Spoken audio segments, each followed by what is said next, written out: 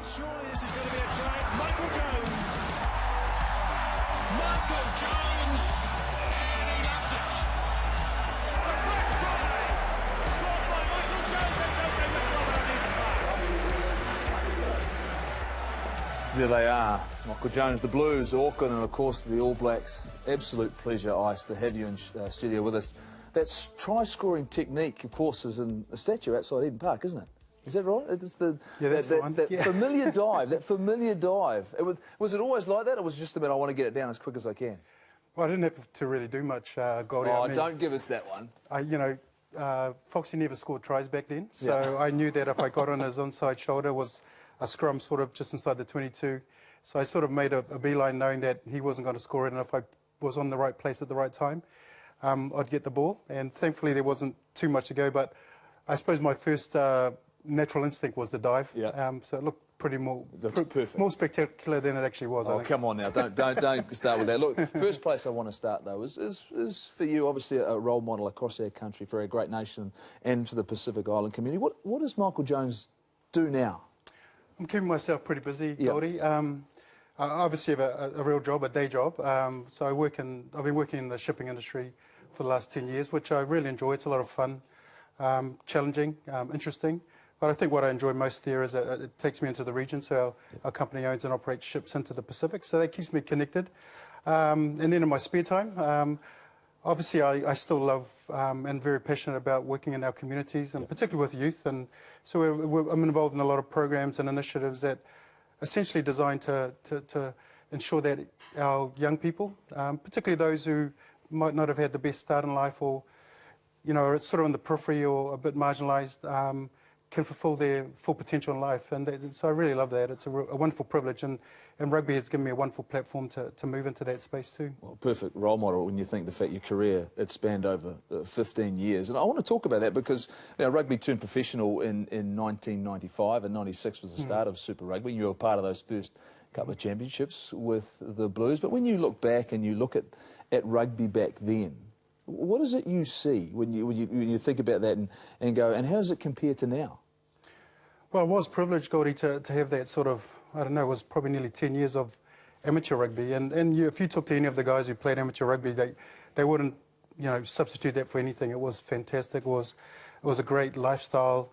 And we have great memories, and we did great things even in that period. But transitioning into, I suppose, that professional period in sort of 95, 96, it was certainly something we were looking forward to, especially us guys who had sort of been involved in it. I mean, we acted professionally. We took a lot of pride as All Blacks that we were probably the most professional team, the way we carried ourselves, our approach, our attitudes, they were very professional. But to go fully professional was, we'd seen it in NRL, in Rugby League, it was there in NFL. And so for us to have that opportunity to experience that, I mean, great opportunity to pay the mortgage, of course. Yes. But also just to work full time in something we were so passionate about and we love so much. So I'm very thankful I had sort of that 4 or 5 years of professional rugby. I've got to ask this though. So now when you watch the game now and you compare it to back then, and of course that's what we do. We sit there and go when we played and what it's like now.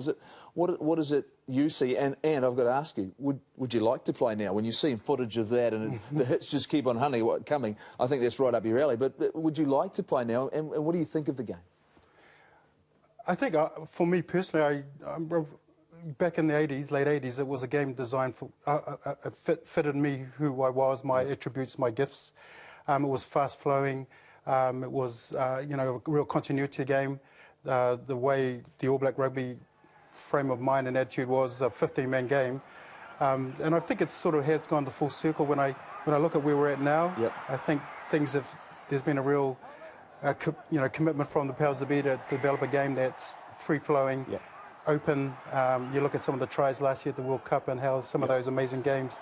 So there was a period there, I must admit, Goldie, say 5, 6, maybe 10 years ago, I was like, is this really where our rugby needs to be? It was an arm wrestle, wasn't it? It was a real arm wrestle. And even if you think of open side play, it was very much on the ground, over the ball, and that was not my job description ever. So when you look at some of the guys now, Akira Ioane, Ardie, the way they're playing, it's that loose forward sevens, they're really in that space now where it's open athletic, free-flowing. You're the continuity guy. You're the glue. It's all of that, and still the physicality, which of course we had back then. And it's. I'd love to be.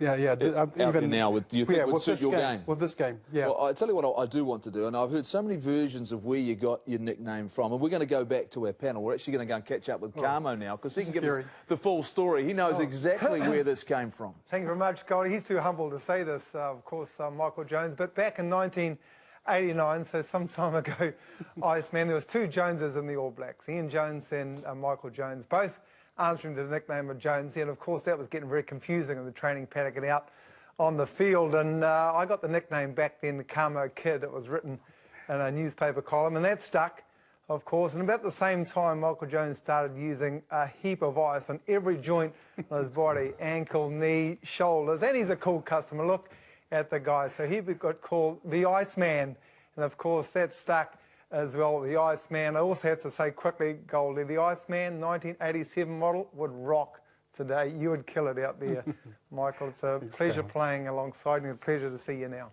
How are those joints, by the way?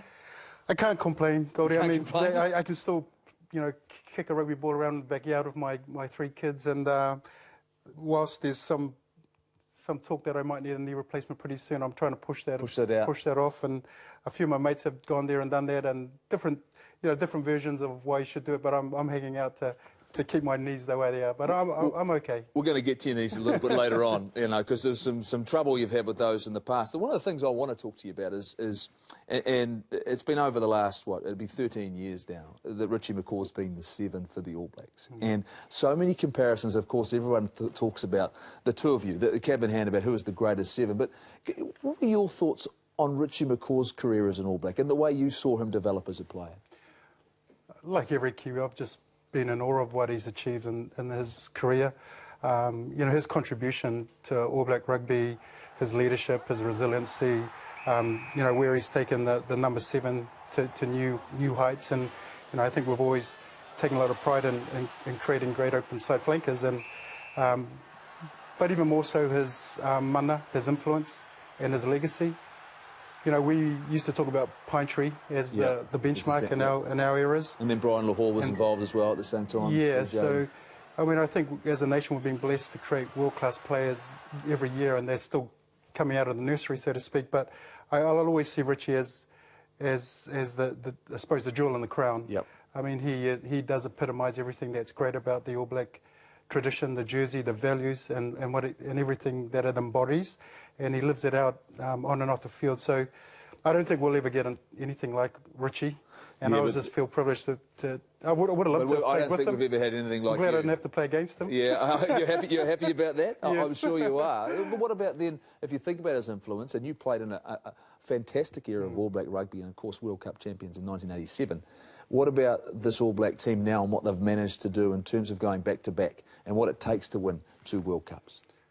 I mean, it's absolutely outstanding. I mean, what's impressed me, and I've had a little bit to do with them, not that much, but what I have, the glimpses of being able to capture and experience with this group, and particularly probably more so the last 4 years, and then, that last 10 years, starting with, of course, Sir Graham, Sir Ted. I suppose it's been the commitment to really understand who they are, why they are, why they play the game they love so much, the heritage, the value of the jersey. And I think they were very purposeful and very intentional about understanding that. Obviously they had the personnel and they had the game plans, but I think what they did was marry the values really well, and probably even better than probably what we even did back then. I mean, we talked about it a lot, we tried to live it, and I think we did naturally. A lot more challenges, though, nowadays, isn't there? Whereas we just we had to play the game. It wasn't the professional pressure, the media.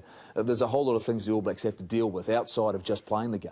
Yeah, and that may be a big part of why they have purposefully gone about not leaving any stone unturned, particularly around, how they carry themselves. I think the last World Cup was just such a an insight into exactly that, the whole, I suppose, commitment to honouring the black jersey. And I think they might have done that better than any team in the past, and I think that was a big part of their success. I mean, no doubt they had amazing players, personnel at the right time, at the peaking, great coaches, etc., etc. But I think that was something that really stood out for me over the last 10 years, and probably in particular the last 4 years with the current crop of coaches.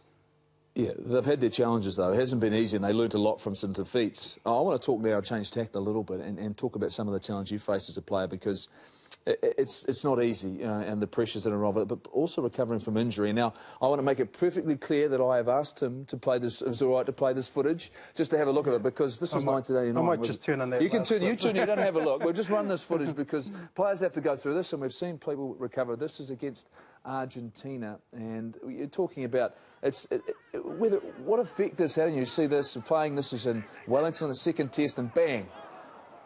We don't want to watch it too many times, and you know what happened. We don't want to watch it again. But all of a sudden, it's a full knee reconstruction, and you're out for a long time. What does that do to you for a player?